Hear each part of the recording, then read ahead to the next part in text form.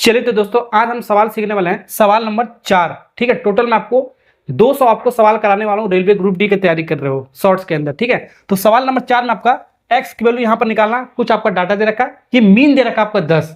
तो ऐसे सवाल को कैसे बनाएंगे ध्यान से देखा, प्रीवियस ईयर का सवाल आपका पूछा गया आपका। तो मीन दे रखा है, सबसे पहले मीन कैसे डाटा का जो दिया रहा था कैसे निकालते हैं, मैंने कैसे बताया था मीन निकालने के लिए, सबको जोड़ दो, सबको जोड़ दो, जो भी आपका डाटा दे रखा आंकड़ा दे रखा सबको जोड़ दो, सबको जोड़ दो। ठीक है, साइन माइनस में तो माइनस में रहने दो उसको।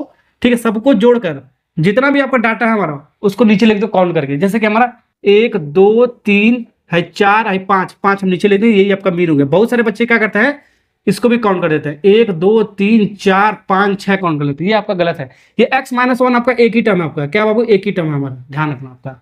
ठीक है, ओके, तो ये आपका मीन हो गया। और मीन हमारा दे रखा है, चलो निकालना नहीं, कितना आपका दे रखा है, आपका दे रखा है 10। तो यहां से आपका मीन दे रखा है, तो निकालना क्या आपको, एक्स का वैल्यू निकालना है।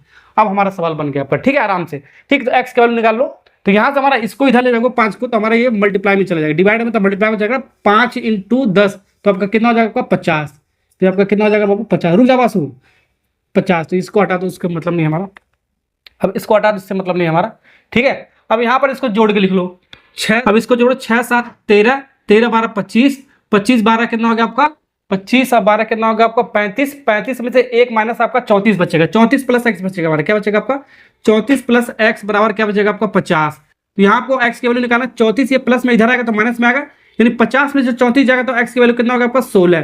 तो 16 इज करेक्ट आंसर, इस सवाल का डी वाला part is correct answer, D for चलो दिल्ली।